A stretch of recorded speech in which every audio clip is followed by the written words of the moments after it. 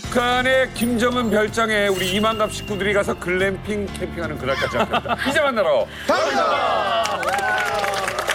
야, 글램핑 하면 정말 좋겠네요. 맥주 한잔 마시고. 그렇죠. 그러니까 우리가 왜 청와대에서 산책한다는 거 상상을 못했는데 예. 요즘 하잖아요. 네. 그러니까 김정은 별장. 와, 아니, 잠깐 생각해봤는데 이 김정은 별장 얼마나 좋을까? 여기도 북한 1호잖아요. 그러다 보니까 정말 웅장하고 정말 멋지게 꾸며놨을 것 같은데.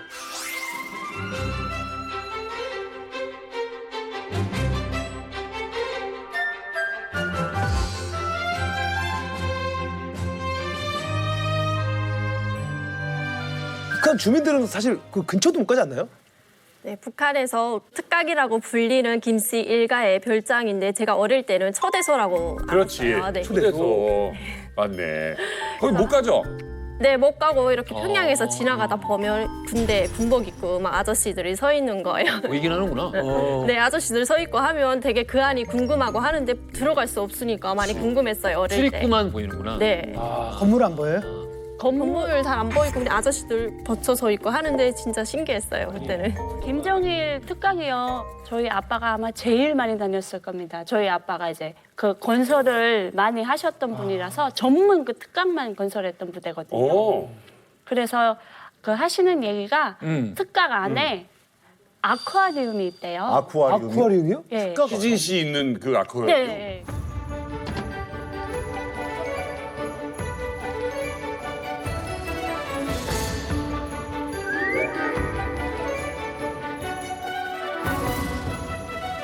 그 아쿠아리움이 북한 사람들한테는 알려지지 않았을 때인데도 이 벽부터 천장이 그러니까 사람이 들어왔을 때 어항석에 들어온 것처럼 이 3면, 6면이 다 아쿠아리움이었대요. 근데 그거를 딱 다니는 데만 또 다닌대요. 그랬지. 예, 그러다 보니까 거기 이제 다니던 곳만 다니니까 그쪽에만 계속 이제 하자 있으면 수리 나가고 그런다고 하더라고요. 근데 아버님은 그 특각 구조 설계를 다 아시겠네요. 예. 와. 한국에 와서 뉴스 보고 진짜 깜짝 놀랐어요. 왜? 강원도 원산에 호화 특각이 있다는 거예요, 김정은에. 그래서 그러니까 김정은의 세상이잖아요, 북한은. 거기서 바닷가에서 여투도 타고 제트 스키까지 탄다고 하는 거예요. 아, 제트스키야. 여기 한국에서는 아무나 타지 마. 아무나 여기서는 못 타. 밀리면 돼. 혼자는 안 타지. 바다 전체가 내 거고. 그렇지, 그렇지.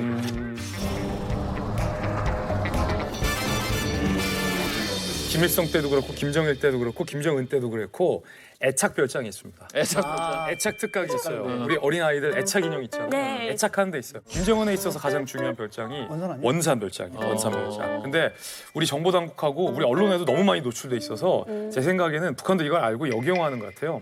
예를 들어서 김정은이 한 달간 모습을 드러내지 않았던 적이 있어요. 그때 이제 우리 언론뿐만 아니라 미국 언론, 일본 언론, 북한을 잘 다루는 세계 3대 언론이 모두 다 원산 별장만 이렇게 보고 있는 거예요. 그랬구나. 그리고 정보 당국도 원산 특각, 원산 별장을 보고 있는 거예요. 왜냐?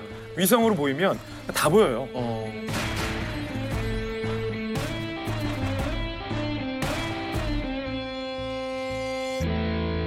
자, 어쨌든 놀라지 마십시오. 이게 특각 궁금하니까 미국은 안 쳐다보겠습니까? 예? 그렇죠. 우리는 또 그거 사용하는 것도 안 알아보겠습니까? 자, 바로 그 비밀스러운 특각에서 근무하셨던 분. 오, 그 특각이세요? 예. 특각에서 근무하셨던 분을 이만갑에 모십니다. 이만가. 김일성부터 김정일까지 무려 13년 동안 1호의 경호를 맡았던 북한 경호부대 출신 강진 씨 만나보겠습니다. 안녕하세요. 안녕하세요. 안녕하세요. 아유, 반갑습니다.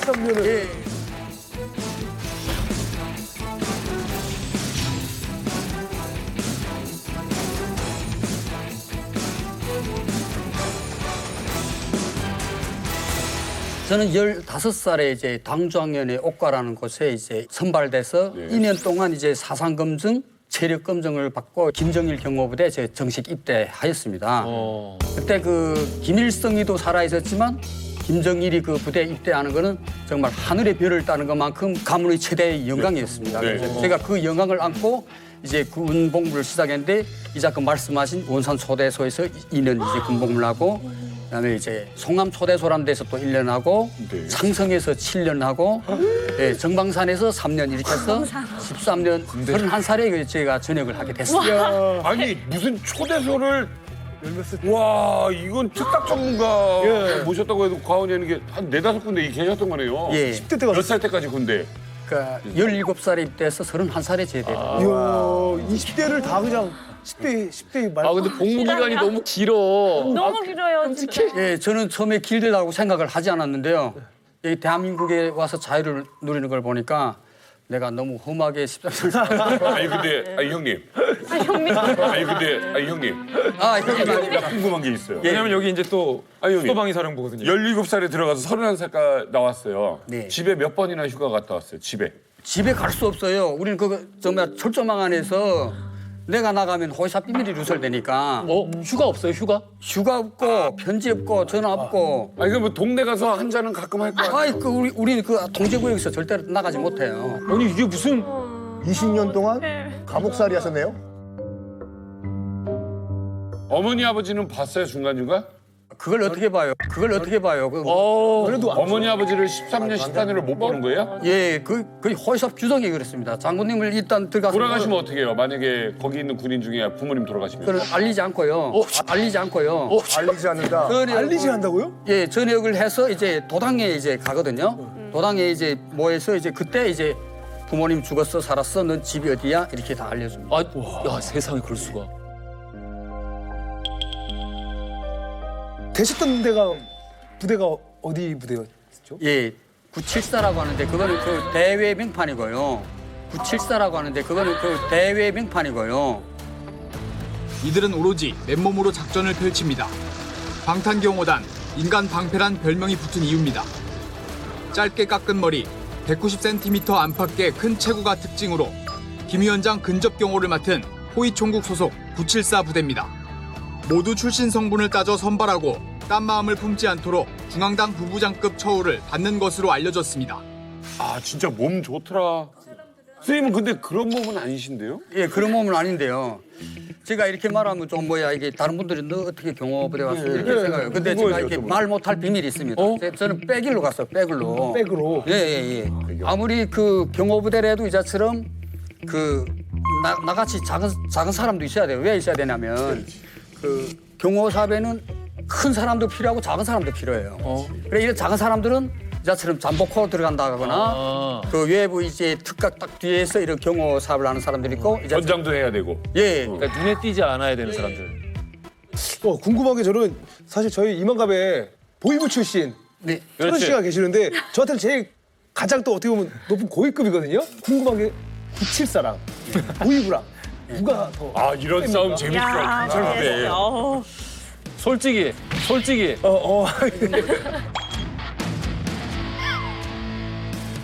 뭐 싸우고 말 거 없잖아요. 뭐 저는 군대 때 국가보위를 몰랐어요. 내가 장군님을 보호하는 국가보위인데 누가 또 국가보위가 있겠냐 이렇게 생각을 했어요. 근데 사회 나와 보니까 국가보위라는 게 있더라고요. 존재를 부정당했어. 몰랐던 사람이 있는지. 몰랐다. 왜 필요한지도 모르겠고. 뭐 당연히 974가 세죠. 아, 근데 뭐 물어보자면. 그렇죠. 네. 974가 제일 근접해서 경호하기 때문에. 네, 근데 뭐 2번 없이 1번이 있겠습니까? 2번 없이 1번이 있겠습니까? 야, 명언이다. 974도 전역하면은 보이부에 또 아, 맞아. 통제해야 돼요. 전혀가 보이부에 들어가요. 한때지 영생은 안 됩니다. 이건 없는 거야. 나오고 나면 관리하는 거지. 그렇죠. 말 근데 함부로 하고 아무래도 다니나. 974는 상하 관계는 아닙니다. 정확하게. 네. 이제 보위부는 최고 지도자의 초법적 기관이기 때문에 또 다릅니다. 네, 다르기 때문에 좀 다르지만 그래도 근접에서 제일 최고의 신임을 받고 있는 건 974죠. 그러면 다시 북이야. 그럴 리 없지만 두 군데 중에 한 군데를 들어간다면 어디로 가시겠어요? 난 보위부 가겠죠. 난 보위부 가겠죠. 그래. 제가 동안 그 휴가도 못 나가는데. 심판을 낼 수도 있을 것 같아요. 네.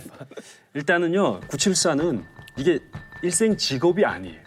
젊어서 한 철 보내고 없는 거예요. 그다음부터는. 말도 못하고. 네. 그런데 보위부는 대학을 졸업하고 시작하는 직업이에요.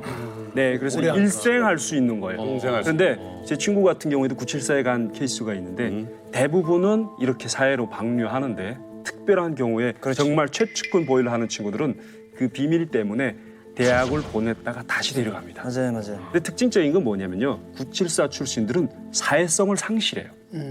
그래서 대부분 제대되면 먹고 살기 상당히 어려워져요. 그렇지. 네, 이 사람들은 기본적인 인간관계를 가지는 것부터 시작해서 시장의 활동 이걸 이해를 못하고 그것이 자유주의 이념에 반한다고 생각하는 거예요. 13년, 15년을 거기 네. 있다가 나왔으니. 네. 격리돼서 살았기 때문에. 네, 맞습니다. 데이트도 못 해봤을 거 심각한 아니에요. 어려움이 있어요. 네. 데이트 정도가 아니고요. 우리를 나오면 이 사회에서 석기라고 이야기합니다. 맞아요. 석기라는 게 뭔가 하면 이게 아무것도 모르고 이자처럼 당밖에 모르고 이제 당에서 딱 말해준 것만 딱 하거든요. 예, 그래서 석기라고 많이 들었는데 근데 이거 예. 돌석자. 예, 돌석자 머리도 이게 머리가 이게 머리가 사람 보고 돌이. 아, 마제석기, 타제석기 할 때 그 석기입니다. 아, 난 또 네. 석기라고. 난 석기라고 사람들과 했어. 석기라는 줄 알았는데 그게 아니라 석기. 예, 석기 시대하자, 돌도구. 석기.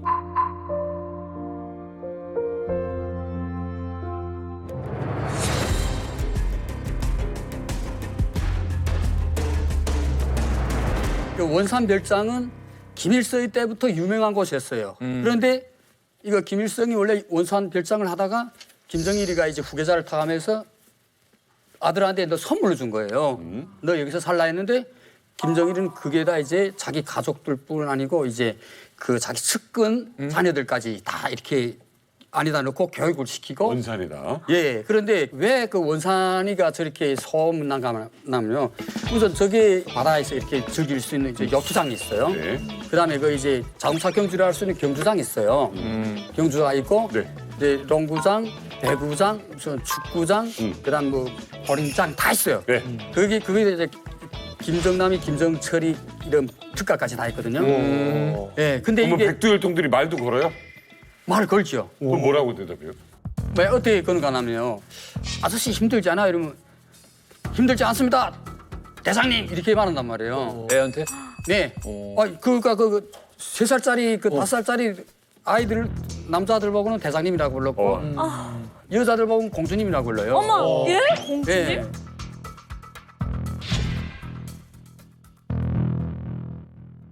그 친구들이 제일 좋아하는 건 아마 말하고 이런 수상스키 배를 잘 탄 것 같아요. 레저를 좋아했군요. 하루에 그 특가게 들어오면 일가가 뭐 오후 뭐 제일 선선할 때 뭐 5시부터 6시 이때는 말 경주장에 가서 말을 타는데 그 말을 탈 때는 또 군인들이 엄청 힘들어요.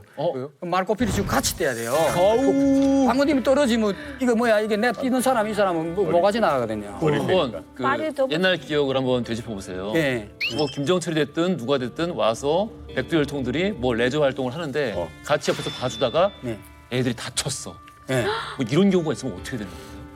야, 그거는 그 상상하기 힘든데요. 아치면 거기 사람들은 다 뭐 어디 간지 없겠죠. 어머. 예.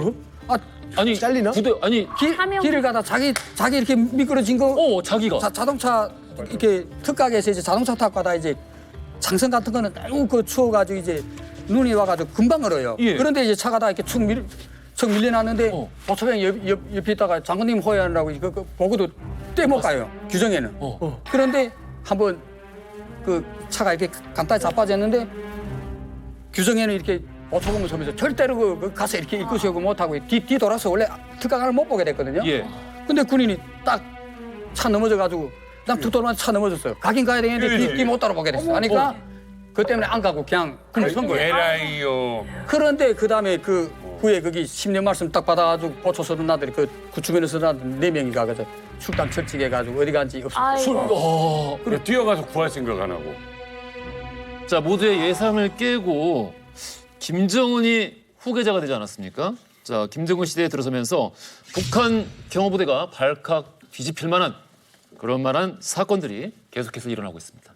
바로 북한 내부 주민들이 목숨을 걸고 감행하는 김정은 암살 시도라고 하는데요.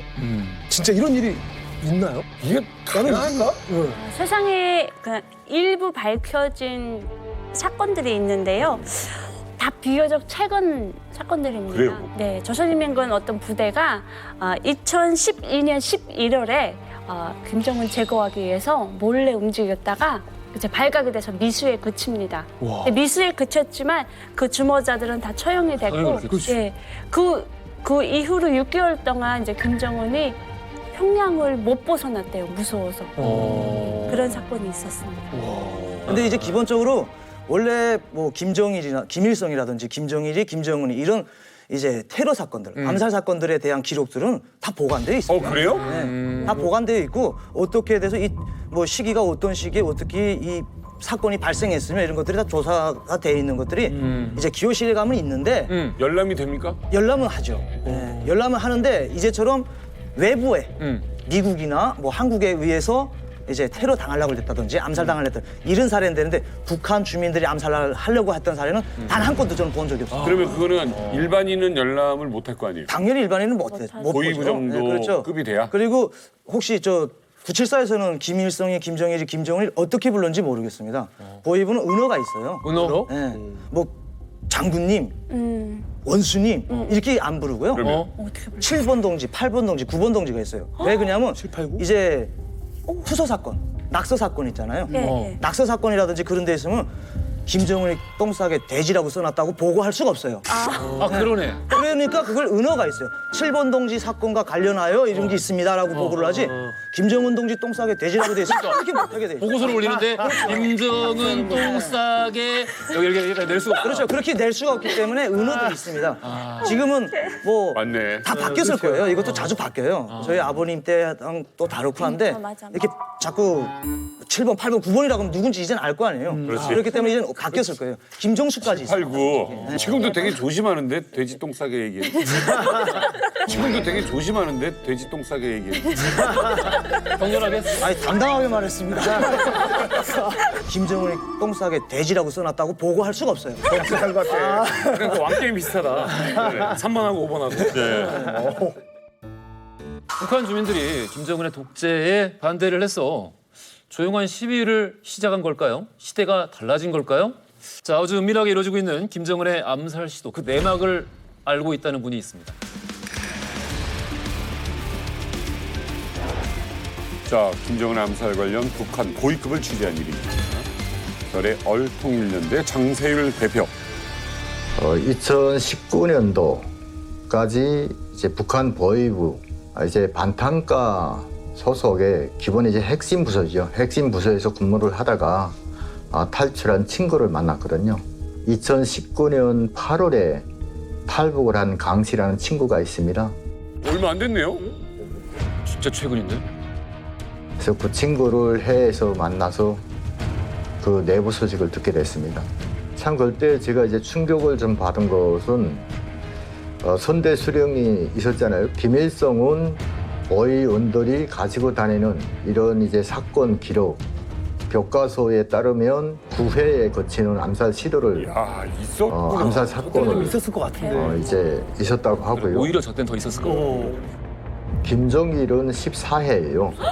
그리고 이제 김정운에는 정말 연한도 짧은데 26회가 기록이 돼요. 26회가 기록이 돼요.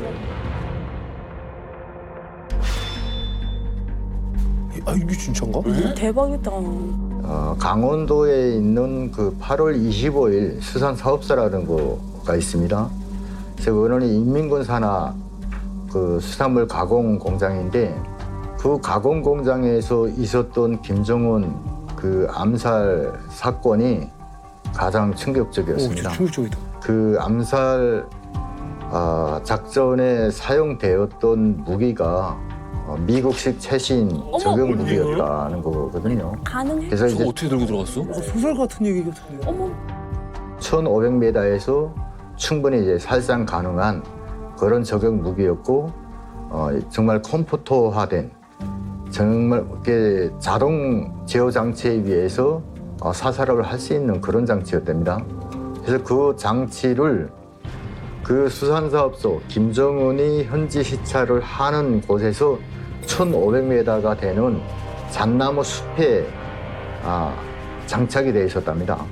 예전에 다 규정이 1,000m, 김정은의 현지 시찰 지점에서 1,000m 반경으로 정말 사사치 이제 수색을 하고 조사를 하게끔 되는데 그날따라 그 정말 8월 25일 수산사업소 현지 시찰에 관해서는 지형학적으로 좀 이 문제가 이거는 조금 더 세심히 봐야 되겠다 이런 생각이었었는지 일단 1,500m 반경으로 좀 추적을 해라. 넓게. 이렇게 돼서 그때 보안 조사는 반경 1,000m가 아니라 1,500m로 늘렸다는 거예요. 그러니까 어떤 신의 계시가 있었는지는 모르겠지만 그 1,500m 밖에 있는 그 잣나무 숲에서 조경무기가 발견이 된 거예요. 자, 언제 어디서 누가 나를 저격할까 봐. 얼마나 불안하겠어요. 그래서 한 예. 번 시찰 나가기도 굉장히 두려울 것 같은데요. 그럼요. 이게 암살 공포증에 좀 시달릴 것 같아요. 네, 김정은이 암살 공포증에 벌벌 떨고 있다는 증거가 바로 지금 2021년 1월에 창설된 41대대. 이 41대대가 시진화병 대대로 창설이 됐고요. 여기에 최신식 무기들을 다 배치했습니다. 그리고 900명의 인원이 부대 인원이 다 명사수들로 이루어졌고요. 그것도 모자라서 이제 김정은이 만일의 사태에 대비해가지고 3중 4중으로 감시를 하다가 이 부대를 시진화병으로 써먹기 위해서 그 조직을 했고요. 지금은 그만큼 이제 북한이 너무 이제 민심이 흔들리고 있다. 그리고 김정은도 여기서는 무서워서 못 살겠다라는 공포증을 느끼고 있다는 증거가 된 것 같습니다. 평양시에서도 김정은의 행사 장소, 김일성 광장, 그 주변에도 2km 반경 내에 주민들을 다 몰아냈고요. 그리고 이제 모든 보안 규정도 달리 된 거죠. 새로운 부대들이 다 창설이 됐어요. 특히나 이제 호위 사령부에서는 원래 국가안전보위부만 소유하고 있던 전파 탐지국을 별도로 개설을 했고요. 그리고 드론 부대. 이게 드론을 통해서 시찰하는 과정, 전 과정을 모니터링을 하고 감시를 하고 그 드론도 거저 드론이 아니고 다 사상용 드론이거든요. 그 드론들을 이제 실전 배치를 해서 운영을 하고 있다고 합니다. 요거를 만들면 또 얘네를 감시하는 부대를 또 만들고 쟤를 또 감시해야 되고. 민심의 변화가 있어요? 네, 북한 주민들이 충성심이 예전 같지 않다는 건 사실 잘 알려진 사실입니다. 그런데 제가 대한민국에 와서 제일 재밌게 봤던 드라마 오징어 게임이 북한에 들어갔다는 뉴스를 본 적이 있습니다. 예, 제가 탈북하고 난 다음에 일인데 재밌다. 문제는 이 드라마를 유포시킨 사람을 총살했고 네, 그리고 시청한 학생을 무기징역 네, 그리고 좀 경미한 사람은 5년 노동교육. 왜 그런 거야? 오징어 게임을 실제로 하네, 거기는. 그렇죠. 그런데 이제 과거에는요. 드라마 한 편 봤다가 이 정도로 수위가 세진 않았어요. 그러게 네. 바로 사용하고. 바꿔 말하면 통치 스타일이 거칠어졌다는 건데 이는 김정은이 젊은 세대들이 자신을 향한 충성심 이런 것들이 흐트러지고 반발할까 봐 상당히 불안하고 있다는 증거라고 심리적으로 몰렸다. 그렇죠. 그러네. 드라마 봤다고 세상에 무기징역까지 간다는 거는. 네. 이게 무슨 2022년에 이게 아니 근데 어떻게 보면 이 북한 내에서도 벌써 K 드라마나 이런 것들을 챙겨보는 시대가 됐잖아요. 그럼. 그러다 보니까 이제 외부 문화 이런 것들을 받아들이다 보면은 북한에서 이 세뇌가 깨어지고 약간 좀 사람들도 좀 그런 사람들이 많아질 것 같은데. 네, 제가 이렇게 북한은 이미 지방 사람들이 시시하면서 김정은을 욕하는 사람들이 많더라고요. 제가 브로커를 통해서 예전에 코로나가 터지고 나서 국경 지역에 있는 북한 사람과 통화를 할 수 있는 기회가 있었어요. 근데 그때 그분이 정말 너무 힘들어서 그러니까 코로나 이후로 쌀 사 먹기 힘들고 거기다가 중국에서 물량이 들어오지 않아서 너무 물량이 없어서 돈이 있어도 사기가 너무 힘들다고 하는 거예요. 밀수로 살았는데. 네. 그러면서 그 분이 하시는 얘기가 지금 우리는 너무 힘들다. 그런데 평양 사람들은 언제 정신 차릴지 병 같은 것들, 북한 말로 모조리 같은 것들 언제면 정신 차리겠어. 평양 사람을 욕하는 것 같지만 결국은 머리를 욕하는 거다. 아직도 당밖에 모른다고 저렇게 먹고 살기 힘든데 저것들은 굶어 죽어봐야. 대놓고 이론은 욕 못하고. 우리는 이렇게 힘든데 네.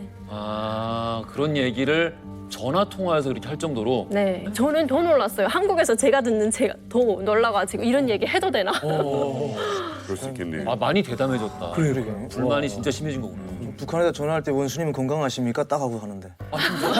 통화할까 봐. 진짜 그러니까 그 받는 사람이 위태롭잖아요. 그래서 그냥 원수님 건강하십니까? 저 이렇게 하고 하면 거기서 웃어요, 거기서.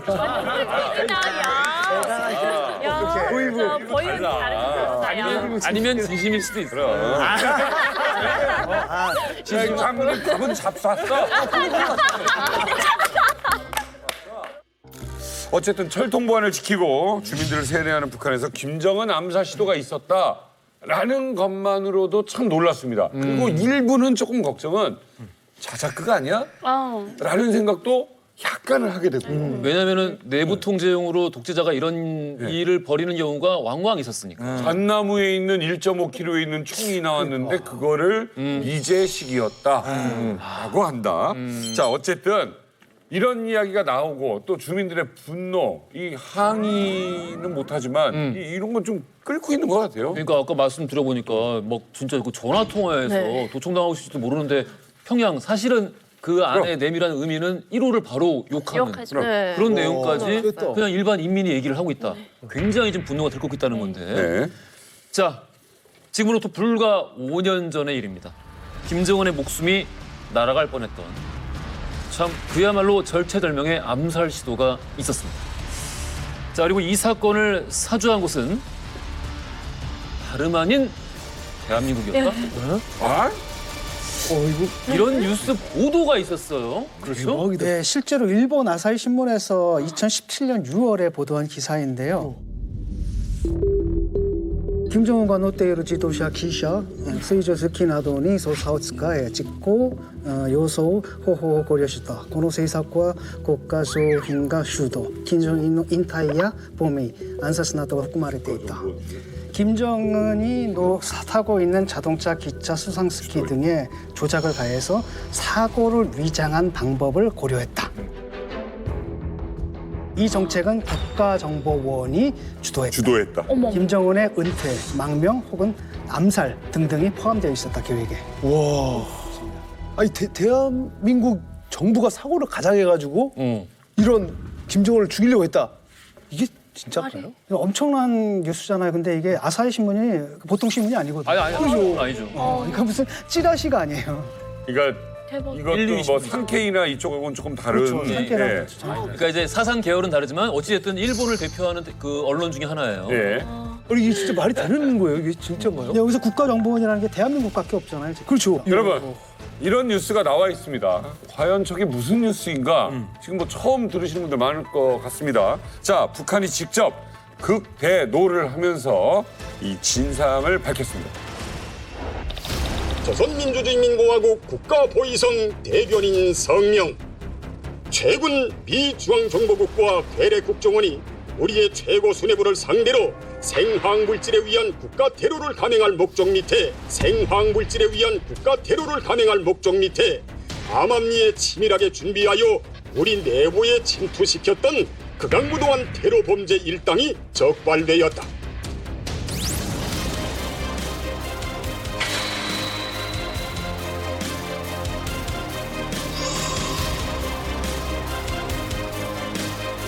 최고 수뇌부 가까이에 접근하지 않고도 방사성 물질이나 나노 형태의 독성 물질과 같은 생화학 물질을 이용한 암살 방법이 최고의 방법이며 6개월 혹은 1년 후에는 치명적 결과가 나타난다는 것.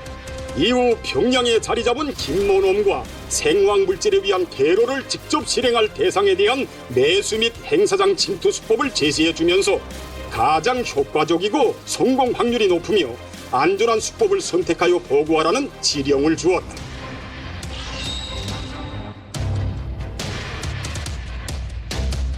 국가보위성은 지구를 통째로 밟아내서라도 억센 집게발로 마지막 한 놈까지 잡아내어 정의의 무쇠주먹으로 무자비하게 죽탕쳐 버릴 것이다. 아니, 그걸 안 웃고 어떻게 저걸 읽을 수 있지?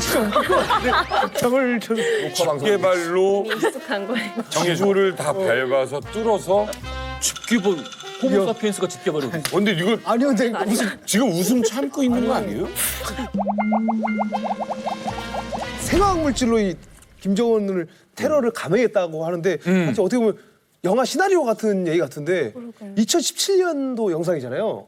아니 이때 아직 탈북 전이었던 장혁 씨. 네, 저는 이거 봤었어요. 네네. 근데 이게 사실 옛날에는요, 뭐 수뇌부에 대한 암살 시도가 있었다는 것조차 언론에 나오지 않았어요. 그렇지.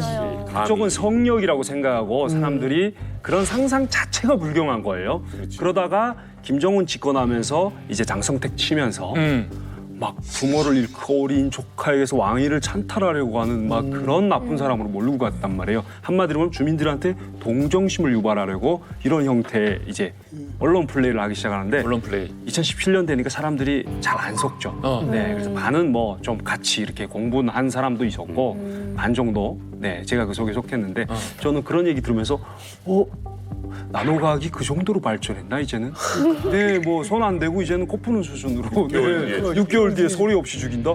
오, 많이 발전했구나. 저는 그런 생각했던 것 같아요. 그러니까 이제 정리를 해보니까 사실 그 아사히 신문에서 발표했던 내용하고는 조금 이제 차이가 있어요. 그러네. 그래서 뭐 기계를 의도적으로 고장을 내서 혹은 조작을 해서 사고가 나는 쪽으로 얘기를 했었는데 지금 뭐 북한 내부의 방송 발표에 따르면은 생화학 공격이 있었다. 그러네. 미국과 우리 국정원이 손을 잡고 김정은을 암살하려 했고 평양에 실제 누군가를 침투를 시켰다 이런 내용의 요지가 들어 있는데요. 바로 죽음에 이르게 하는 거는 저희들이 직접 했잖아요. 김정남 암살할 때. 네, 맞습니다.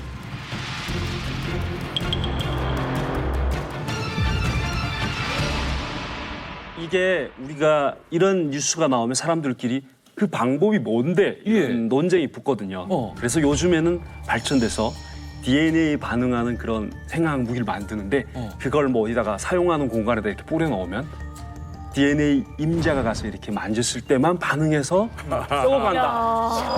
그런 식으로 미국에 있어요. 네, 상상력을 키우는 네, 그런 근데 시간이 그게 있었던 것 같아요. 사망에 이르기까지 1년이나 걸려요. 그래야지 진범이 안전할 수 있으니까. 그러니까 그거는 뭐 논리적으로는 그런데 실제 그게 과학적으로 가능하냐? 저희가 모르죠. 네, 저 화학 전공 안 해요. 1년 뒤에 지연해서 죽음에 이르는 방식에 대해서는 저는 아직도 약간 회의적이긴 하지만 어찌됐든 아사히 신문 정도 되는 매체가 저 정도 진짜 어떤 지금 바로 이웃 국가에 국정원을 딱 특정 지어서 그러게. CIA와 함께 이런 종류의 작전을 수행했다라고 발표할 정도면 뭔가 소스가 있긴 있다라는 생각이 들어요. 싫지 않은 소스. 저도 그런데 저는 제가 취재한 내용도 있으니까 북한이 좀 과장되게 표현을 했어도 아사히나 지금 북한이 직접 얘기하잖아요. 저는 어느 정도 실체적인 무언가는 있다고 봅니다. 그래요. 그러면 실체적으로 작전이 있었으면 작전명이 있었겠지요. 작전명이 뭐였는지 아십니까? 토끼 사육이었어요. 토끼 사육? 사육은 뭐예요? 하필이면 왜 토끼 사육일까요? 왜? 토끼 사육? 사육은 키우다잖아요. 네. 근데 사육 이거를 한자를 바꿔버리면 다른 뜻이 돼요. 한번 보실까요? 울사에 죽을 사자의 고기육. 그러면 김정은을 이 케이지에 넣어두고 죽여버리겠다 몸을 시간 들어서. 사육시키다가 죽여버리겠다 이런 뜻이 됐답니다. 대박이다. 이걸 어떻게 그러면은 이거를 김정은 바로 앞에까지 이것을 가져갈 것인가 아주 장기적인 그런 플랜을 짰다고 해요. 그러니까 김정은이 앉는 의자라든지 뭐 손을 대는 무슨 뭐 이렇게 책상에 조금씩 발라가지고 서서히 죽이는 거 또는 이 냉온풍기 뭐 에어컨 같은 거 있잖아요. 그 바람 나오는 구멍에다가 저 분무기를 설치해 놓은 다음에 김정은의 음성에 따라서 스위치가 올라가고 내려가고 그래서 김정은이 아이고 여기 덥다 그러면 빙 돌아가면서 분무기가 나오고 이런 식으로 치밀하게 계획을 세웠다고 하는데 이게 얼마나 맹독성 물질인지 화면 보시죠.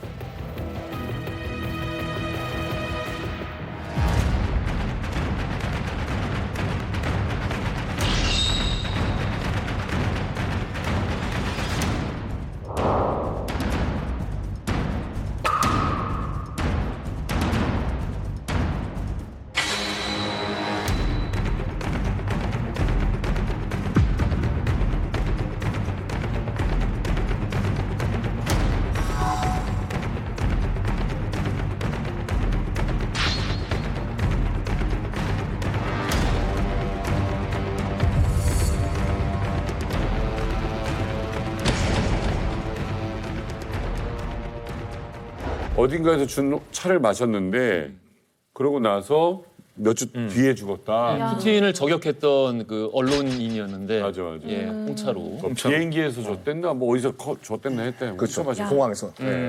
북한이 당시에 굉장히 구체적인 발표를 이어가는데 이 독살이죠. 독극물을 이용한 생화학적 방법으로 암살하려는 시도와 관련된 북한 내부 관계자를 이미 다 붙잡았다. 그래서 그 조직의 실체까지 우리는 다 파악하고 있고 여기에 대한민국 국정원이 어느 정도 연루돼 있다는 것도 우리가 다 알고 있다라고 계속 발표를 이어가요. 북한이. 그러면 이 북한 입장이잖아요. 그럼 이에 대해서 우리 정부도 당연히 기자들의 취재가 있었으니까 입장을 발표하는데 그 스피커 주체가 어디였냐면 통일부였거든요. 통일부 부대변인이 당시에 입장을 발표합니다. 우리 정부의 입장 발표를 보면 좀 궁금해지죠. 어떤 대응을 했을지. 그래서 준비했습니다. 함께 이게 보시죠. 뭐야? 이런 게 있었어? 6월 30일. 이건 좀 몰랐네요, 저거. 최근 일부 외신에서 사실관계 확인이 안 된 잘못된 보도로 인해 남북관계 또는 한미관계에 불필요한 오해나 갈등을 초래할 우려가 있습니다. 이러한 차원에서 통일부에서는 관심 사항에 대해서 사실관계에 입각해서 명확하게 알려드리도록 노력해 나가겠습니다.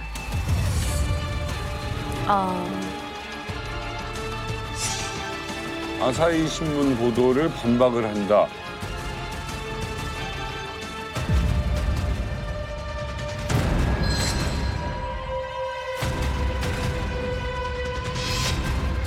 사실무근이라고 반응했다. 근데 사실 무근이라고 반응은 무반응인 거잖아요, 지금 사실은. 우리는 코멘트 안 하겠다. 사실 무근이다. 아니다. 사실관계 확인이 안 된이라고. 사실 무근이다. 아니다. 사실이 아니다. 좀 애매한 것 같은데 아니 전지적 허 작가님 시점에서 그래. 어떻게 생각하십니까? 이거 허 작가 의견. 전지적 허 작가 시점 새로운 코너입니까? 진짜로 얘기해. 알겠습니다. 재밌겠다. 진짜다.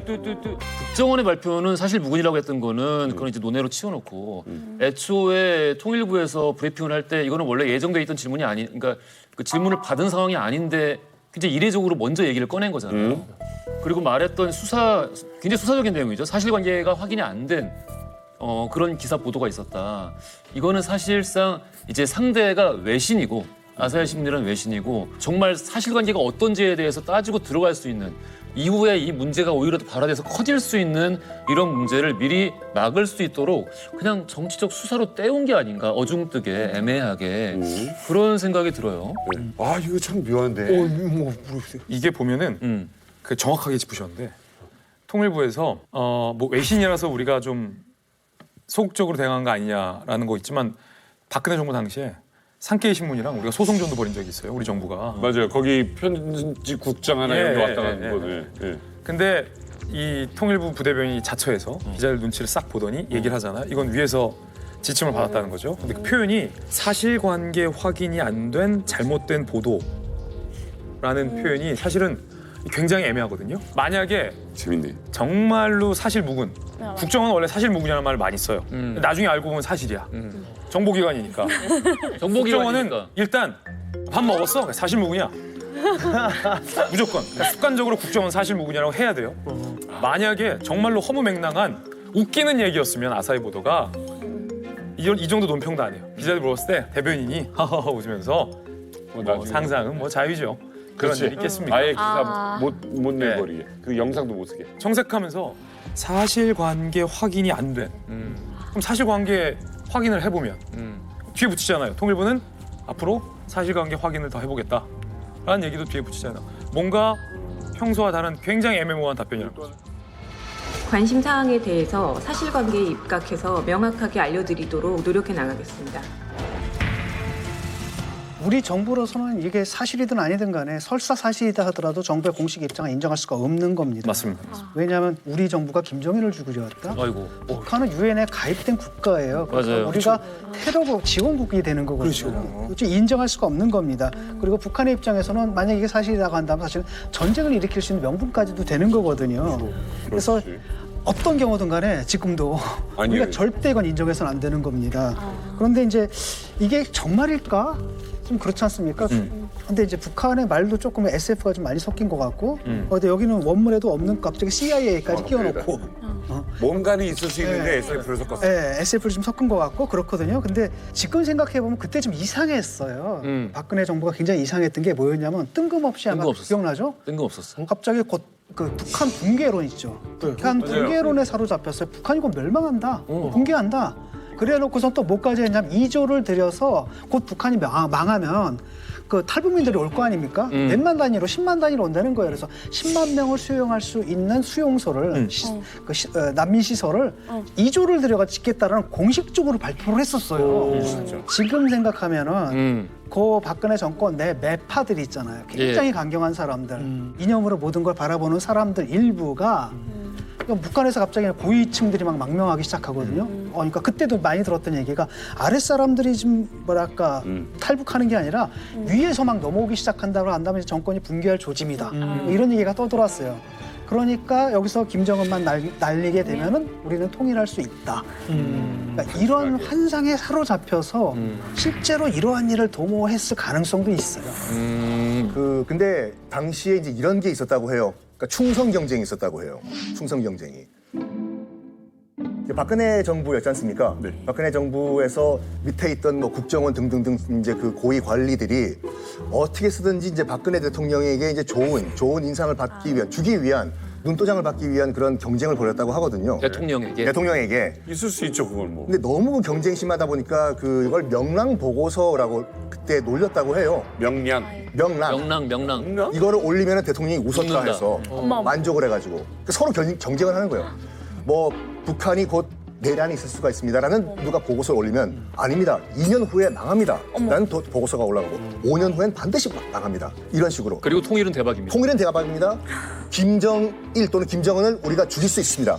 이런 보고서 경쟁, 충성 경쟁이 있었다고 하죠. 그러나 저는 한마디로 통일은 대박이다. 통일은 대박이다. 이렇게 생각을 합니다. 제가 그때 그 박근혜 정부에 있는 외교안보 라인들을 많이 잘 아는데 취재도 많이 했었고, 근데 그 사람들이 허무맹랑한 사람들이 아니에요. 지금에도 활약한 사람들이 있고 정권이 바뀐 문재인 정부에서도 계속해서 외교안보 라인의 수장 역할로 싱크탱크 하는 분들이 있거든요. 사실 안보 라인은 그래야 돼. 안보 라인은 그래요. 이어지는 분들이 계셔요. 그러니까 전혀 명랑 보고서 만들 분들이 아니에요. 지금 와서 생각해 보면은 그 통일은 대박입니다라는 문구가 갑자기 등장한 게 생뚱맞은 상황이었을까라는 생각을 해봐요. 그 정도의 전문성 있는 외교안보 라인들이 있었고, 그리고 그때 한중 관계가 되게 좋았어요. 남북 관계에서 가장 큰 변수의 축은 중국이잖아요. 근데 한중이 그 어느 때보다 밀월 관계였단 말이에요.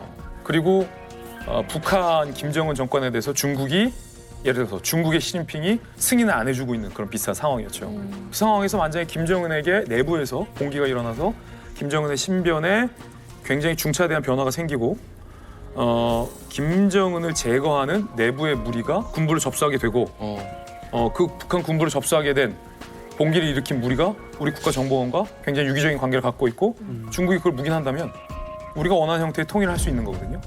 그런 형태의 계획을 박근혜 정부가 당시 세웠을 수도 있겠다라는 생각도 들고 왜냐하면 그때 당시 너무나도 로드맵이 구체적이었어요. 박근혜 정부가 내세웠던 게. 북한의 구체적인 연수 횟수까지. 북한의 내부 변화에 따른 우리가 준비해야 될 데이터들에 대한 대책들이 너무 구체적으로 나와서 그때 많은 기자들이 이상하다 했었어요. 5년이 지났는데 아직도 이 사건에 대한 공식적인 정부의 입장은 없습니다. 그래요. 그런데 시간이 흐르면서 북한의 발표가 아주 터무니없는 주장은 아니었다라는 거, 지금 이제 우리 사이에서 나오고 있는 이야기죠. 그 증거들이 하나둘씩 밝혀지고 있다라면 과연 우리는 어떻게 이거를 받아들여야 할까요? 2017년에 있었던 김정은 암살 시도, 오늘 이만갑에서는요 그 증거들의 퍼즐을 하나씩 맞춰가 보려고 합니다. 끝까지 지켜봐 주세요. 자, 김진 기자가 상황판으로 정리해드립니다. 예.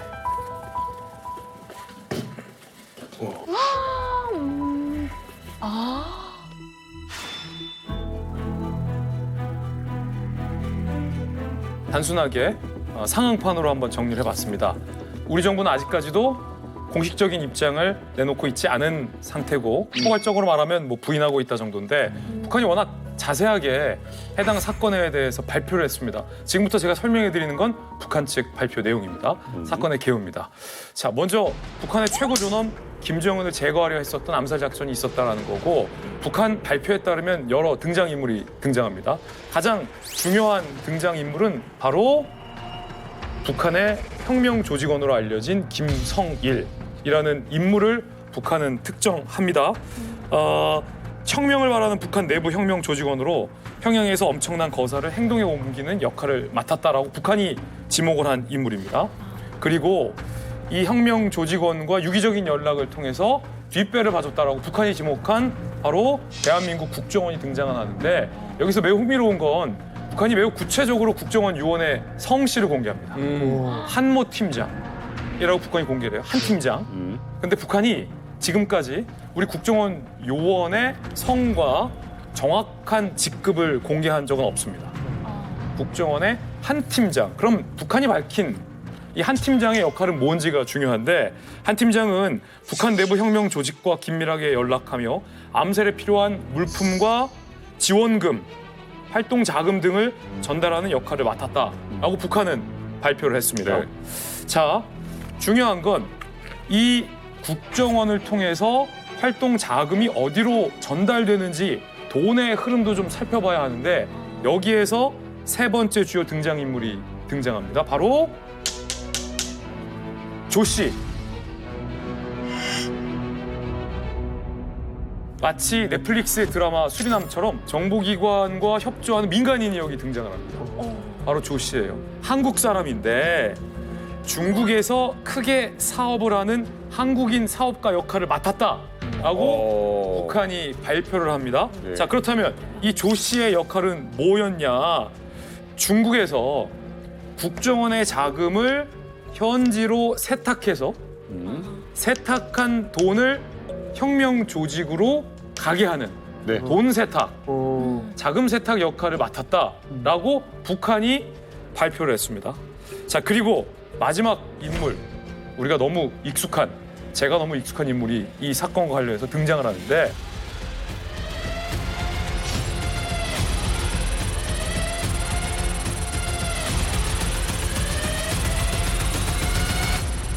바로 도희윤 놈. 도희윤 놈. 도희윤 놈? 도희윤 놈. 북한의 혁명 조직원과 무려 2년 동안 목숨을 건 연락을 주고받은 인물 도희윤 대표님 이 자리에 모셨습니다. 구체적으로. 진짜, 예. 아니, 이게 남북 사건을 어떻게 보면 엄청난 휴민트신 거는 알고 있는데, 얼마 전에도 또 25명 탈북 단체 사건을 기획하시고, 와, 정말 엄청난 일을 하셨는데. Totally off guard. The more than 20 Koreans reached their long-awaited destination, South Korea. 김정은 암살 작전에도 이렇게. 아니, 이거는 하신 거예요? 너무 일이 크잖아요. 이거는 그러게. 2년 동안이나 계속 접촉을 하셨다고요? 예. 맞습니다. 제가 우리 너무 익숙하니까 이제 아우라고 불러야 될 것 같은데요. 뭐 제가 직접 만나지는 못했지만은 정말 2년 넘게 오랫동안 연락을 해왔고요. 먼저 우리 아우가 저에게 연락을 해왔죠. 제가 맡고 있는 우리 피랍탈북인권연대라고 하는 그 단체로 전화가 걸려왔습니다. 그래서 제가 이제 그걸 넘겨받으면서 제가 바로 도희윤 대표인데 누구냐고 제가 이렇게 물었죠. 그러니까 그때 아우가 저는 오랫동안 대표님을 잘 알고 있는 사람이다. 이렇게 이야기를 하더라고요. 제가 깜짝 놀랐습니다. 저를 오랫동안 봐왔다 그러니까 좀 섬찟하기도 하고요. 이야, 아니 아까 그 김성일이란 그분 맞죠? 예, 맞습니다. 그 아우가 김성일? 예, 맞습니다.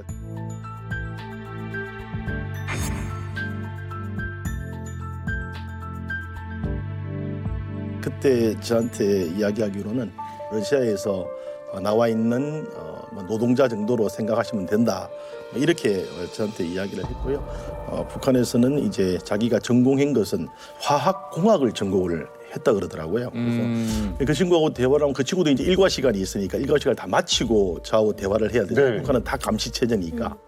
그러면 저녁 늦은 시간부터 진행을 하게 되면 뭐 12시는 그냥 넘어가는 거고요. 뭐 새벽 서너 시까지 계속 서로 이렇게 연락을 주고받았습니다. 그럴 때 간혹 이렇게 이야기합니다. 형님 지금 저는 제 방에서 뭐 하고 있는 중이었는데 조금 있다가 다시 뭐 연락하시죠. 뭐 이런 식으로 이야기를 한다든지 저하고 대화를 하다가도 형님 잠시만 뭐 밖에 이상한 소리가 들리는데 좀 나갔다 오겠다. 이것은 뭐냐면 아마 우리 탈북인 여러분들 다 아시다시피 노동자로 밖에 나가 있는 사람들은 다 집단 생활을 하고 있죠. 자기 공간이 없죠. 자기 공간이 있다는 것은 상당히 상급의 어떤 수준에 있는 사람이다. 컴퓨터나 인터넷을 사용할 수 있고. 그렇습니다. 이제 그런 부분들을 제가 확인을 하게 됐었습니다. 개인 사무실이 있다. 그렇습니다. 예. 굉장히 영화 같은 이야기인데 남북의 사람이 서로 몰래 연락을 주고받고 있었다라는 건 얼굴도 못 보는 사이고요. 뭐 화상 통화가 있는 것도 아니고. 그렇지. 서로를 믿게 되는 데까지 뭐 어떤 계기가 있었나요? 포섭대상 아닌가라고 생각하시잖아요. 사실 저희 사무실로라든지 뭐 제 컴퓨터 같은 경우는 해킹도 많고 여러 가지 연락이 많이 오거든요. 그렇기 때문에 기본적으로 제가 많이 의심을 합니다. 그래서 여러 가지 이야기를 던지고 또 이건 전화상으로 대화를 나눴기 때문에 그 대화를 제가 녹취를 했다가 다시 한번 풀어서 앞뒤를 한번 맞춰보고 이런 식으로 제가 계속 그렇게 하는 와중에 상당한 시간이 지나면서 그쪽도 마음을 열고 저도 또 나름대로 보다 더 객관적인 차원에서 그들을 뭘 도와줄 수 있을까 그렇게 접근을 하다 보니까 이제는 뭐 형아우 이 정도로 저희 관계가 이제 형성이 됐던 거고요.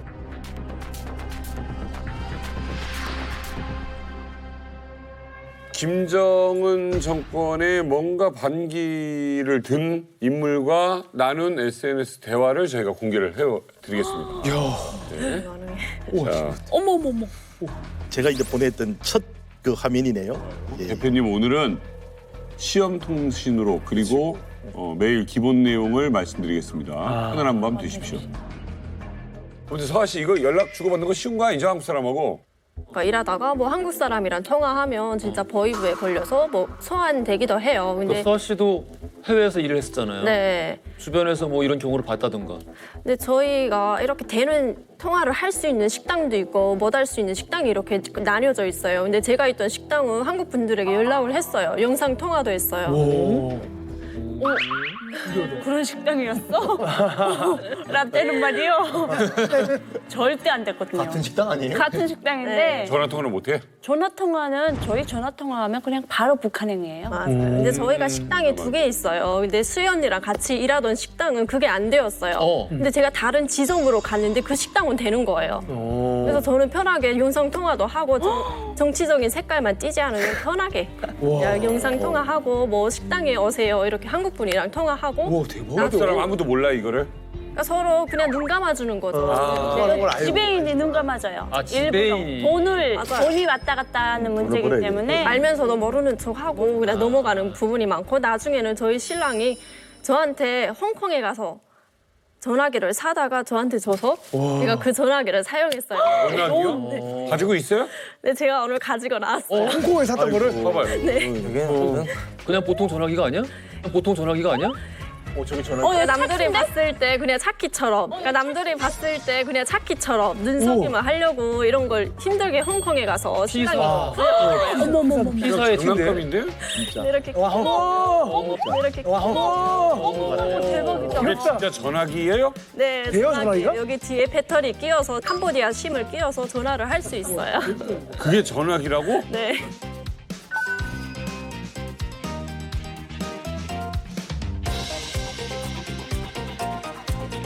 뭐 이렇게 들고 와야지 안 저희 들릴 것 인생 같은데. 이게? 좀 치려고. 옛날에 우리나라도 있었어 조그만 거. 근데 저렇게까지 잡았었나? 네. 근데 사장이 알고 있었던 것 같아요. 그냥 눈 감아주는 식으로. 어머, 대신에 그 신랑이 지금의 신랑이 사장한테도 잘했겠지. 잘했어요. 그래서 선물도 괜히 갖다 주고 형님 하면서. 저희 신랑도 잘했거든요. 근데 왜 저한테는 안 해요? 갑자기 중요한 얘기에다가 왜 신랑 자랑 얘기를 우리가 지금 하고 있지? 이 김성일이란 사람 본명인지 익명인지 모르겠습니다. 매출을 올리기 위해서도 아니고 한국의 인권 운동가와 접촉을 한 거예요. 이런 대화 내용이 만약에 적발이 된다. 어떻게 되는 거예요?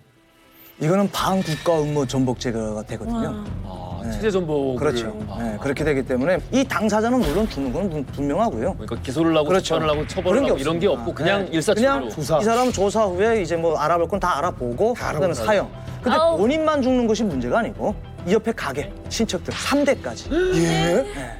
3대까지 그렇게 하고 주변에 남자 집안 가족들은 정치범 순서 무조건 가야 됩니다. 그러니까 자기가 왜 끌려갔는지도 모르고요. 심지어는 그 사람이 가족인지도 몰랐던 사람까지. 맞아요. 영화에서 봤어. 대를 끊어버리네. 대를 끊어버리는 거죠. 와. 그런데 이 혁명 조직원과 이 도의원 대표님의 대화 수준은 목숨이 10개라도 불가능한 아주 충격적인 내용인데요. 우리 조직은 평양에 존재하는 김씨 독재 체제를 무너뜨리는 방법을 연구하는 조직입니다. 소수의 인원이며 보안 관계로 더는 늘리지 않는 것을 원칙으로 합니다. 우리 조직이 발족한 것은 한 10년 전입니다. 우리 조직은 공식 명칭을 달지 않습니다. 저희는 김일성, 김정일, 김정은의 정확한 양력과 그들의 사생활 자료가 필요합니다. 제가 인터넷을 통하여 자료를 모으고 있지만 그것으로는 부족하고 또 어떤 자료는 날조된 것도 있습니다. 정확한 자료만이 북한 인민들을 납득시킬 수 있습니다. 알겠습니다. 그럼 자료는 보내드릴까요? 아니면은 문서로 필요하신가요? 선생님께서 활용하기 좋고 운반하기 좋은 방법으로 염두에 두고 말씀해 주십시오. 자료는 대화방으로 보내주시면 좋고 제가 좋다고 하는 내용만 골라서 SD 카드로 넣어서 대표님 오실 때 가지고 왔으면 합니다. 알겠습니다. 빨리 준비하겠습니다. 이런 대화를 나누셨다고. 실제 나눴습니다. 그대로네요. 이게 진짜구나. 아니 목숨이 10개야. 야, 이 도의원 대표님이 그래서 김성일에게 보냈던 SD 카드. 제가 가져왔습니다. 자, 이 안에 들어있는데요. 아니 그러니까 이게 진짜 대화를 주고 받으셨고 그게 지금 S카드를 가지고 계시다는 거네요. 예, 저희들이 쓰다가 하나가 남은 게 있더라고요. 예. 와. 야, 이걸로 북한 주민들을 어떻게 뭐 설득한다는 네. 그런 내용이 들어있다고 하는데요. 어떤 내용이 들어있을지 궁금합니다. 한번 볼까요? 이미 세뇌가 된 사람들을 움직이게 하려면은 글쎄 저 안에 어떤 콘텐츠가 들어있어야 되는 거야? 자, 여기다 넣습니다. 이미 세뇌가 된 사람들을 움직이게 하려면은 글쎄 저 안에 어떤 콘텐츠가 들어있어야 되는 거야? 자, 여기다 넣습니다. 네. 김정일의 여인들 성혜림에 대하여 아웅산 요소 테러 사건 영화 베를린 철갑상활 철갑상활은 또 왜 여기다 넣었어? 자, 궁금해요. 여기서 이제 아웅산 같은 경우는 이것이 이제 북한 주민들이 알고 있기로는 이게 한국의 자작극으로 그렇게 알려져 있습니다. 근데 실질적으로 이것이 북한에 의해서 저질러졌고 엄청난 테러의 진범이 바로 북한인데 그것을 다 남조선에게 다 떠넘기고 있었던 이런 거짓된 선전선동 이런 부분들에 대해서 이제 북한 주민들에게 알리겠다 이런 차원이었던 거죠. 다른 거는 제목만 봐도 왜 우리 대표님이 했는지 알겠는데 철갑상활은 뭐예요? 미식이야. 이게 보통 철갑상활 이런 제목은 이제 좀 그런 거 아닙니까? 이게 지금 이건 영화가 아니고요. 이것은 그 사진들이고 북한 주민들은 정말로 고난의 행군처럼 굶어 죽고 있는데 철갑상어 아마 한국에 와서 드셔보셨는지는 모르겠습니다만 저도 한 번 정도 먹어봤는데 저도 기억이 별로 없는데 북한의 철갑상어라는 것을 매 끼니마다 먹고 있는 김씨 왕조 그들의 호화 생활 이런 부분들이 북한 주민들한테는 그냥 검소하게 사는 것처럼 가짜로 비춰지고 있잖아요. 이것을 북한 주민들이 제대로 알리게 되면 북한 주민들이 사실 그 김씨 왕조의 세뇌된 그 틀에서 깨어날 수 있다. 이렇게 판단을 한 거죠. 자, 그래서 이제 이 위험한 자료들을 담은 SD 카드를 북한 주민에게 뿌리는 게 사실은 관건이잖아요. 이 혁명 조직원이 그 계획도 밝혔다고 합니다. 뭐라고 했을까요? 김일성 광장의 비둘기를 잡아다가 발목에 카드를 달아주면 광장으로 날아가 거기에 돌아치면서 카드를 떨어뜨릴 수 있죠. 비둘기를 붙잡아도 비둘기 보고 누가 카드를 달았는가 하고 묻겠습니까? 주로 평양을 위주로 계획하고 계시는 거죠? 네, 밤에 대학가를 향해 무인기를 날리면 카드를 탑재하고 300m는 비행하며 마당에 착륙할 수 있습니다. 또 자전거를 타고 재빨리 기동하면서 뿌릴 수 있습니다. 북한은 밤이면 캄캄한 세상입니다. 저희도 예전에 이 버스 환풍기를 열고 그 위에 전단을 두면 이 버스가 출발하면서 전단이 확 뿌려졌었죠. 지방은 우리가 출장 가서 바지 주머니에 가득 넣고 작은 구멍을 뚫은 다음 걸어가면서 바지 구멍으로 하나씩 떨구면 가랑이를 타고 신발 등으로 해서 바닥에 떨어지는데 비가 오는 날을 선택하면 흔적도 남지 않습니다. 구체적으로 이런 걸 연구를 했네요. 네. 연구를 했는데. 아니 근데 보이부 출신 이 철원 씨는 이 방법들에 대해서 어떻게 생각하는지 이게 시도할 만한 방법인가요? 어때 이게 딱 들었을 때 현실성이 있어요? 저는 솔직히 말씀드리면 전혀. 저도 이해. 이거는 백해무익한 겁니다. 김일성 광장에 나가서 비둘기를 잡겠다? 그거는 뭐 하는 거죠? 그거 자체가 이상한 겁니다. 그리고 잡다가 잡히고. 그렇죠. 그리고 비둘기는 있어요? 비둘기 있어요. 많아요. 네, 비둘기 키우는 집들도 있으니까 비둘기가 지금 문제가 아니고 제가 보니까 방법상의 문제예요. 그 같은 내용이 담겨져 있는 것도 어떤 내용이 담겨져 있고 대상과 수준에 따라서 달라야 된다고 생각합니다. 네. 가장 중요한 거는 아니 아무것도 모르는 사람들한테 일반 북한 주민들한테 김씨 부자에 대해서 이야기를 한다? 아무것도 모르는 주민들한테 이제 여기서 말한 것처럼 먹는 쪽. 그리고 어느 정도 수준이 되는 사람들은 김씨 부자죠. 이 이해관계가 뭐 좀 이해할 수 있는 사람들의 대상에 따라서 해야 되고 이 방법 뭐 자전거 타고 가면서 카드 뿌리고 이거 한다는 거는 바로 잡힙니다. 이 부분에서 한 가지 더 첨언을 드리게 되면 이게 그 SD 카드 방금 조그맣게 본 그 SD 카드가 장마당에서는 5달러 이상에 팔린대요. 그때 당시의 이야기입니다. 저도 그게 충격이었죠. 5달러 이상은 북한은 엄청난 돈이잖아요.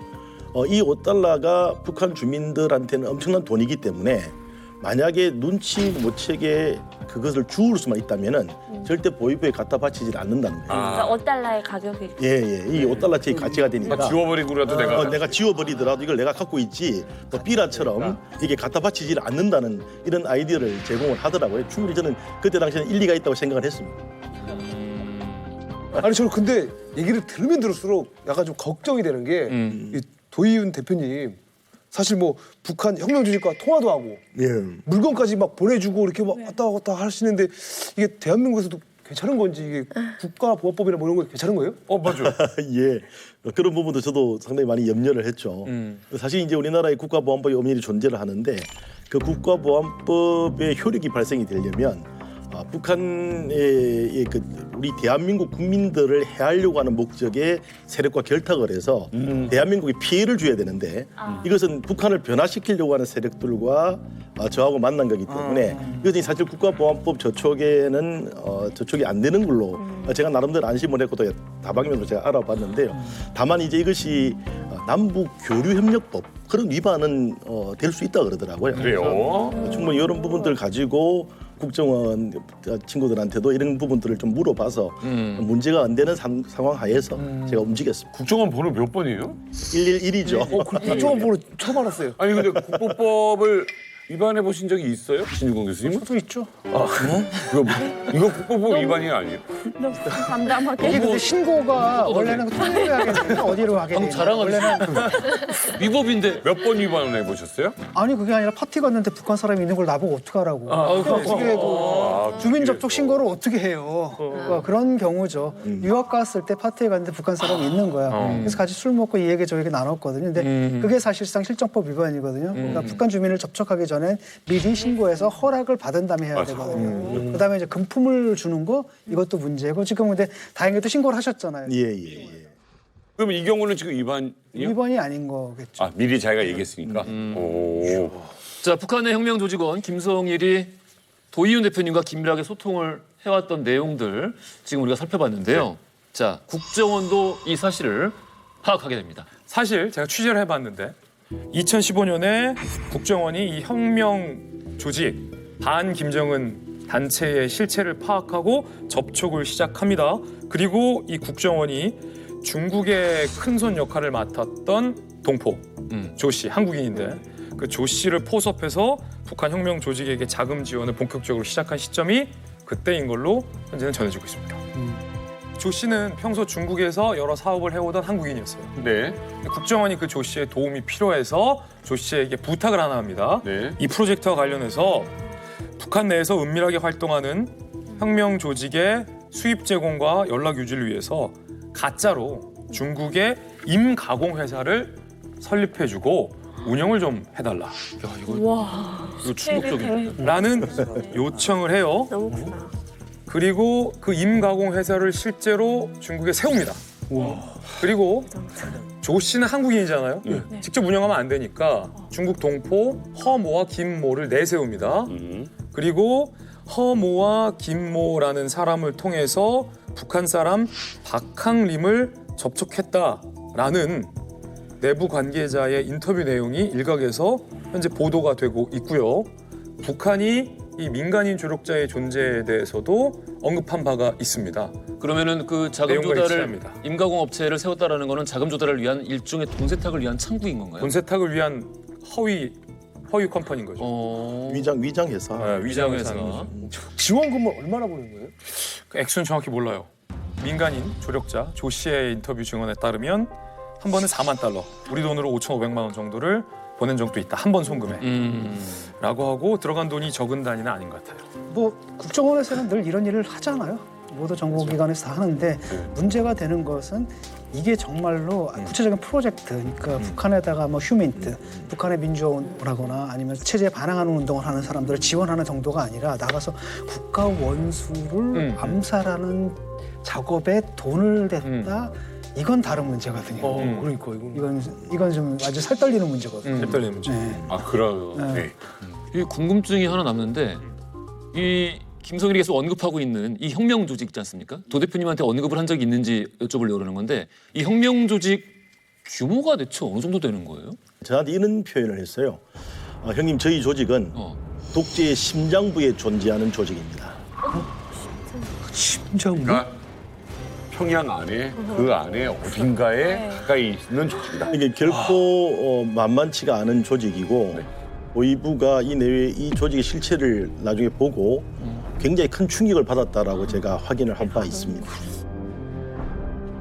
도 대표님 이게 좀 궁금해요. 그러니까 도 대표님과 계속 그렇게 주고받았어요. 지금 뭐 깨톡 주고받고 뭐하고 하던 이 분이 김성일은 언제부터 연락이 딱 끊기게 되는 거예요?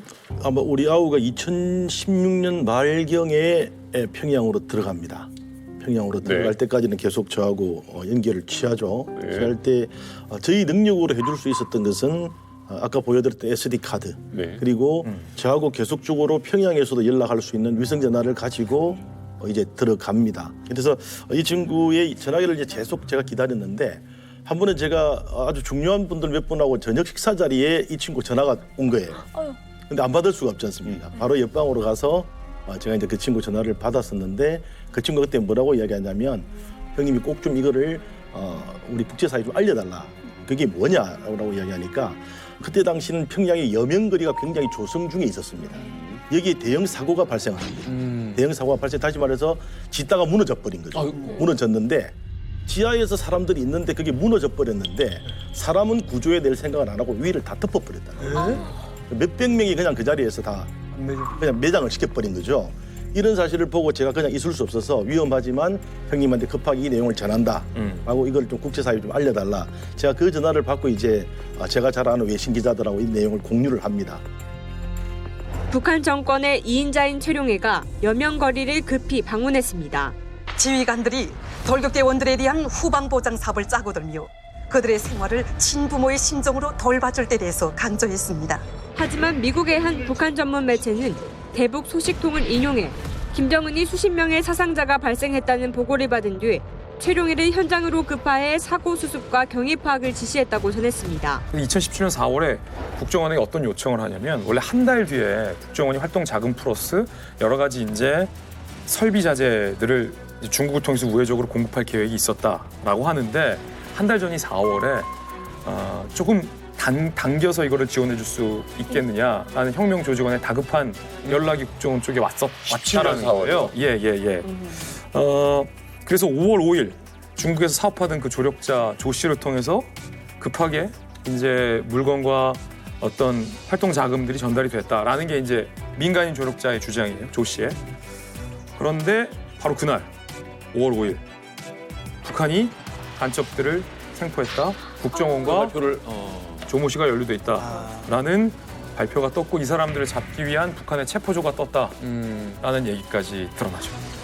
정리를 하자면은 국정원에게 어떤 그 지원을 요청하는 다급한 전화 연락이 있은 지 얼마 지나지 않아서 북한이 이들 조직을 일망타진했다라는 보도를 전 세계를 통해서 내놓게 되는군요.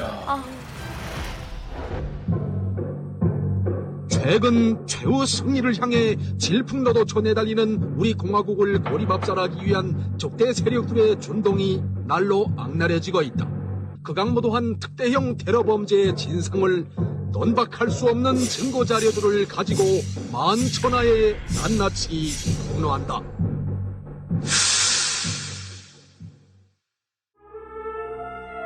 이자는 미중앙정보국과 그 턱 밑에서 기생하는 괴뢰 국정원의 살인 악마들에 의해 극악한 테러범으로 전락된 김성일이다. 2014년 6월 당시 해외에서 노동자로 근무하던 이자에게 피라 팔북 인권연대 대표 도희윤 놈을 접근시켜 어이구야. 돈과 물건으로 매수한 다음 우리의 최고 수뇌부와 사회주의 제도에 대한 적대의식을 불어넣었다. 피라 팔북 인권연대 대표 도희윤 놈은 괴뢰 국정원의 끈앞불로서 우리 국민들에 대한 유인 납치를 전업으로 돈벌이를 하는 범죄자이며 수존너이다. 이에 대해 김성일은 이렇게 자백한다. 저는 2014년 6월경 괴뢰 피라 팔북 인권연대 대표 도희윤이라는 놈을 이거 뭐야? 이거 좀 자백하는 거야? 목소리는 맞아요? 맞습니다. 도희윤이라는 놈을 인터넷상에서 알게 되었으며 그런가 전화상으로 이야기를 나누는 과정에 적들이 반공하고 모략 선전에 속아넘어가 국히 천하무도한 테러 범죄 행위에 가담하게 되었습니다. 괴뢰 국정원 놈들은 김성일 놈에게 판형 컴퓨터로 자유아시아 방송을 비롯한 반공화국 모략 방송들과 선전물들을 대대적으로 시청 열람시키었으며 도희윤 놈을 통해 세뇌 교육을 집요하게 벌려 이자를 극악한 테러범으로 전락시켰다.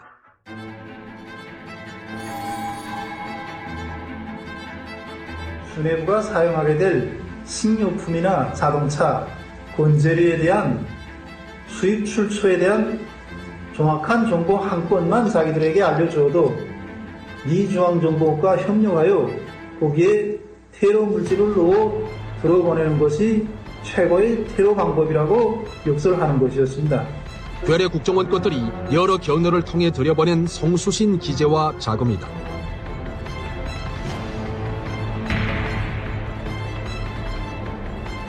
중국 단동의 라이프스 호텔에서 테러 공범자와 만나 해외 연락 거점을 내오기 위한 모의를 사업연담이라는 간판을 내걸고 진행하였다.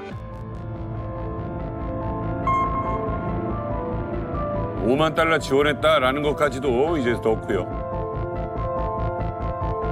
필요한 모든 물자와 장비는 회사에서 전적으로 해결해주겠다. 30만 불이 아니라 그 이상도 지원해 줄 수 있다는 것이 윗분의 뜻이다. 생화학 물질은 이미 미중앙정보국에 의뢰하여 가능한 빠른 시일 안에 받게 될 것이다.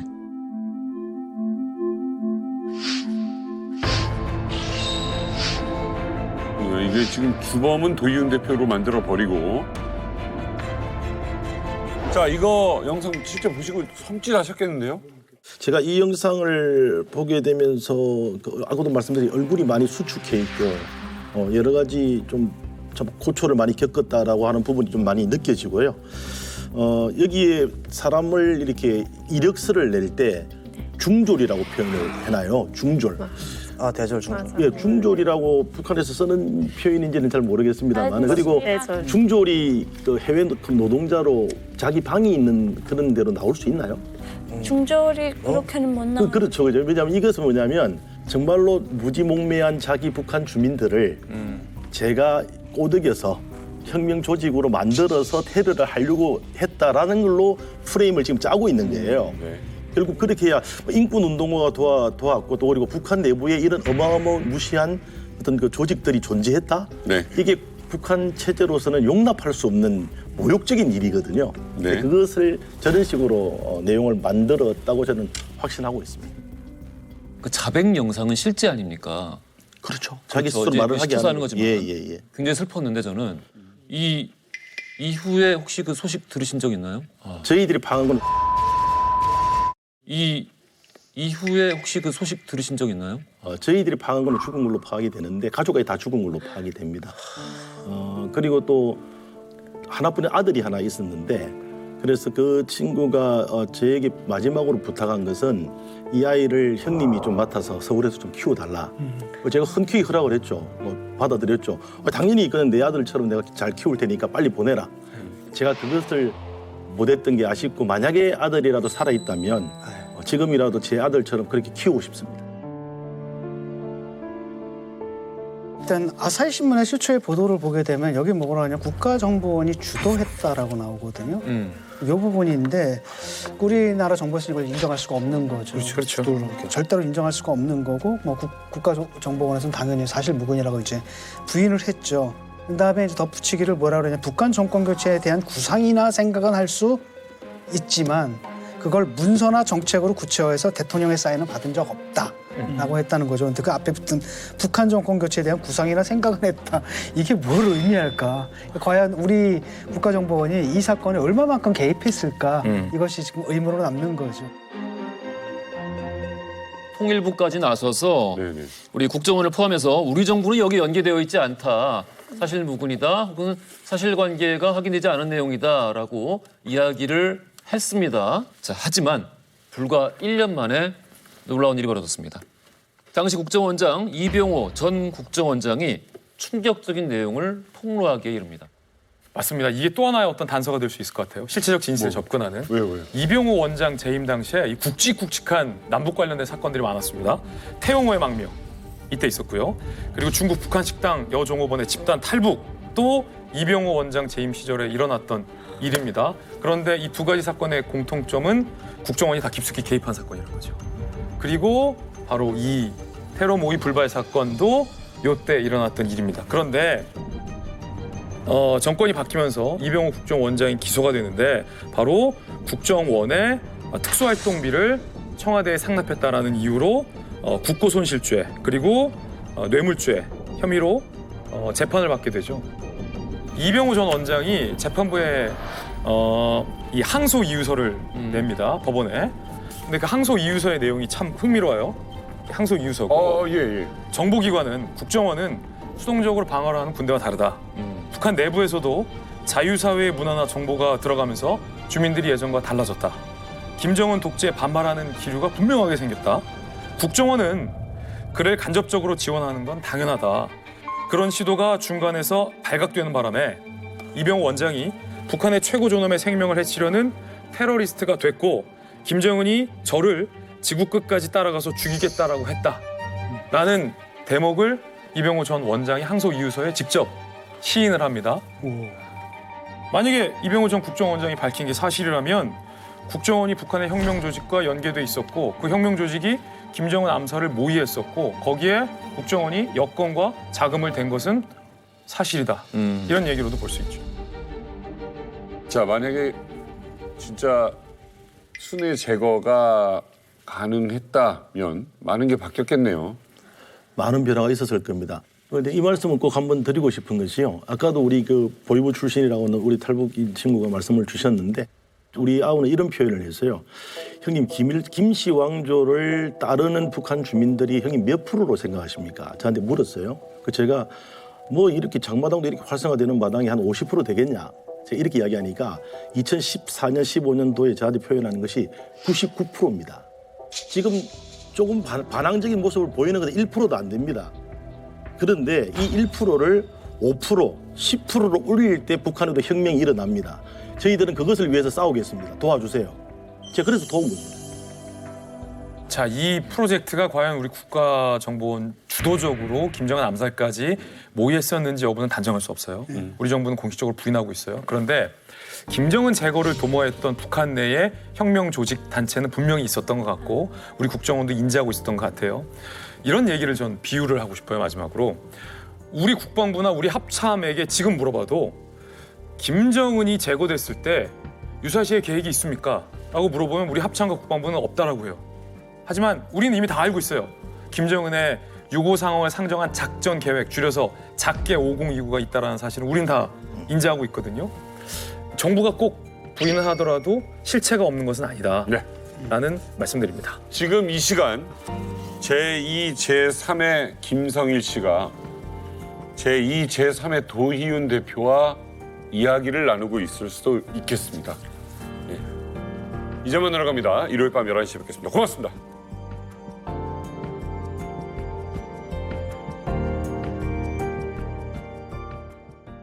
채널 A